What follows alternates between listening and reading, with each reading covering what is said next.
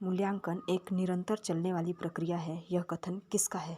मूल्यांकन एक निरंतर चलने वाली प्रक्रिया है, यह कथन NCERT का है। शैक्षिक उद्देश्य के अंग है। शैक्षिक उद्देश्य के अंग बालक, समाज, विषय वस्तु ये सभी हैं। शैक्षिक उद्देश्य के अंग बालक, समाज, विषय वस्तु, उपर्युक्त सभी हैं। बौद्धिक योग्यता में बोध का अंग नहीं है। बौद्धिक योग्यता में बोध का अंग नहीं है अनुप्रयोग, क्योंकि बौद्धिक योग्यता के में बोध का अंग अनुवाद, विवेचना और वाक विस्तार तीनों होता है। तुम नहीं पूछ रहा है तो अनुप्रयोग होगा। रीता ने गणित में 50 अंक प्राप्त किए हैं। 50 अंक प्राप्त करना है मापन। रीता ने गणित में 50 अंक प्राप्त किए हैं, इसमें 50 अंक प्राप्त करना मापन है। क्रियात्मक शोध का अंतिम चरण होता है। क्रियात्मक शोध का अंतिम चरण निष्कर्ष होता है। शिक्षण अधिगम प्रक्रिया में नवाचार है। शिक्षण अधिगम प्रक्रिया में नवाचार अभिक्रमित, टोली अनुदेशन, खुली शिक्षा कक्ष ये सभी हैं। यानी शिक्षण अधिगम प्रक्रिया में नवाचार को अगर देखें तो अभिक्रमित भी होता है, टोली अनुदेशन भी होता है, खुली कक्ष भी होता है। इसलिए हम इसको बोलेंगे कि उपयुक्त सभी हैं। बचाव निदान का उच्चतम स्तर है, यह कथन किसका है? बचाव निदान का उच्चतम स्तर है, यह कथन रास का है। टिप्पी नन का दिया हो। उत्तम परीक्षण की विशेषता नहीं है। उत्तम परीक्षण की विशेषता कठोरता नहीं है।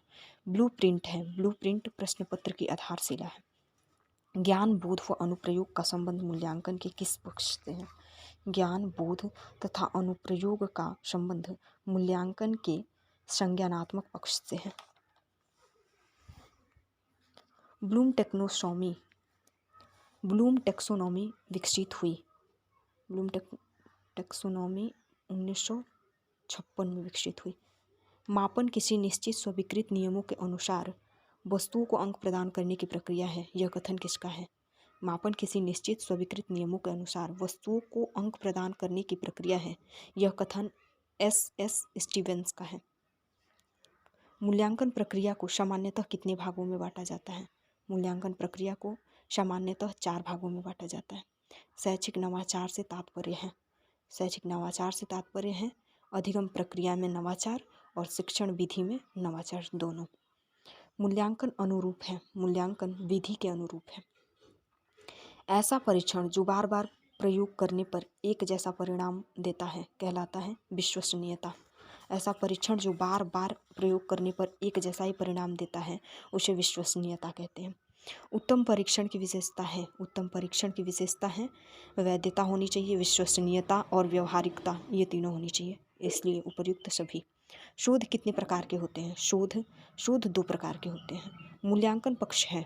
मूल्यांकन पक्ष है संज्ञानात्मक, भावात्मक, कौशलात्मक, उपर्युक्त सभी।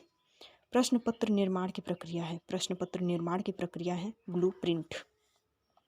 मूल्यांकन हेतु प्रश्नों के प्रकार हैं। मूल्यांकन हेतु प्रश्नों के प्रकार हैं वस्तुनिष्ठ, अति लघु उत्तरीय या लघु उत्तरीय, दीर्घ उत्तरीय प्रश्न और उपर्युक्त सभी। यानी हम मूल्यांकन हेतु प्रश्नों के प्रकार सभी होते हैं। क्रियात्मक शोध के कितने चरण हैं? क्रियात्मक शोध के 6 चरण हैं। परिकल्पना कितने प्रकार की होती है? परिकल्पना 2 प्रकार की होती है। नवाचार क्या है? नवाचार शिक्षा में नित्य नवीन परिवर्तन है। क्रियात्मक शोध के अंतर्गत संपूर्ण जनसंख्या का छोटा सा भाग कहलाता है। क्रियात्मक शोध के अंतर्गत संपूर्ण जनसंख्या का छोटा सा भाग कहलाता है न्यायादर्श। शून्य परिकल्पना संबंधित है। शून्य परिकल्पना संबंधित है निर्देश रहित परिकल्पना से। मूल्यांकन होता है। मूल्यांकन मात्रात्मक एवं गुणात्मक दोनों होता है। क्रियात्मक शोध का प्रथम चरण है। क्रियात्मक शोध का प्रथम चरण है समस्या की पहचान। न्यायादर्श का संबंध है। न्यायादर्श का संबंध है क्रियात्मक शोध से। न्यायादर्श का शाब्दिक अर्थ है। न्यायादर्श का शाब्दिक अर्थ है सैंपल, नमूना। न्यायादर्श किसको कहते हैं? नमूने को। संज्ञानात्मक पक्ष में आता है। संज्ञानात्मक पक्ष में आता है ज्ञान, बोध, व्यवहारिकता एवं मूल्यांकन सभी आता है। भावात्मक पक्ष का संबंध होता है। भावात्मक पक्ष का संबंध होता है रुचियों से, संवेगों से, मनोवृत्तियों से, सभी से। भावात्मक पक्ष का संबंध सभी से होता है। कौशलात्मक पक्ष का दूसरा नाम है। कौशलात्मक पक्ष का दूसरा नाम क्रियात्मक पक्ष है। क्रियात्मक पक्ष के कितने स्तर होते हैं? क्रियात्मक पक्ष के 6 स्तर होते हैं। जिस उद्देश्य की पूर्ति के लिए परीक्षण का निर्माण हुआ है वह उस उद्देश्य की पूर्ति करे कहलाता है वैधता। यानी जिस उद्देश्य के लिए परीक्षण का निर्माण हुआ है उसी उद्देश्य को पूर्ति करता है, उसको वैधता कहते हैं। किसने मौखिक परीक्षा को महत्वपूर्ण स्थान दिया है? सुकरात ने। मिचोल स्कीवेन ने सन 1967 में भूमिका पर चर्चा करते हुए इसे 2 भागों में विभाजित किया है। ये 2 भाग हैं दोनों, संज्ञानात्मक मूल्यांकन और योगात्मक मूल्यांकन दोनों। मापन, मापक मूल रूप से एक भाग के रूप में उस प्रक्रिया से संबंधित है जिसके द्वारा शिक्षक एक छात्र की किसी विशेषता को एक कम या अन्य संख्यात्मक मूल्य प्रदान करता है। यह कथन है मैरिसन का।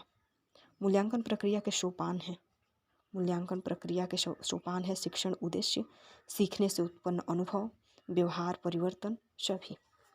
मापन प्लस मूल्यांकन बराबर मूल्यांकन।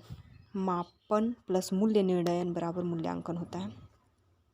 किसका कथन है कि मापन मूल्यांकन का वह भाग है जो प्रतिशत, मात्रा, अंक, मध्यमान एवं औसत के रूप में व्यक्त किया जाता है? यह कथन वासले का है। परिषदीय विद्यालयों में प्रथम सत्र परीक्षा कब होती है? परिषदीय विद्यालयों में प्रथम सत्र परीक्षा अगस्त में होती है। द्वितीय सत्र परीक्षा परिषदीय विद्यालयों में कब निर्धारित की जाती है? दिसंबर में। निदान शब्द का प्रयोग किसके लिए किया जाता है? मापन के लिए। शैक्षिक नवाचार के अंतर्गत आते हैं शिक्षण अधिगम, मूल्यांकन, विद्यालय प्रबंधन, सभी आते हैं। मूल्यांकन के उद्देश्य हैं मूल्यांकन के उद्देश्य हैं छात्रों की समस्या का ज्ञान, समस्याओं का निराकरण करना, शिक्षक द्वारा शिक्षण कार्य में सुधार, उपयुक्त सभी। यानी मूल्यांकन के उद्देश्य में सभी आएंगे। मूल्यांकन की विशेषताएं हैं। मूल्यांकन की विशेषता है सतत चलने वाली प्रक्रिया है, गुणों का मापन होता है, शिक्षण प्रक्रिया गतिशील बनती है। ये सभी मूल्यांकन की विशेषताएं हैं। बच्चों के सर्वांगीण विकास को शिक्षाविदों ने 3H संकेत दिए। इसमें H का मतलब क्या होता है, मतलब H का क्या क्या मतलब है? जो 3H आते हैं उसमें तीनों H का क्या मतलब है? तो तीनों H का मतलब होता है हेड, हर्ट एंड हैंड। सर, हृदय एंड हाथ। ब्लूम के अनुसार शैक्षिक उद्देश्य का क्रम है। ब्लूम के अनुसार शैक्षिक उद्देश्य का क्रम है ज्ञान का बोध, अनुप्रयोग, कौशल, ये सभी हैं। किसका कथन है कि प्रत्येक वस्तु जो जरा भी सत्ता रखती है किसी न किसी परिणाम में सत्ता रखती है, मापने योग्य है? किसका कथन है? यह कथन थार्नडाइक का है। जब कोई व्यक्ति परंपरागत तौर तरीके से हटकर नए ढंग से कार्य करता है तो वह कहलाता है नवाचार। नवाचार एक ऐसा विचार है जिसकी प्रतीत व्यक्ति नवीन विचार के रूप में करे। यह कथन है E.M. रोजर्स का।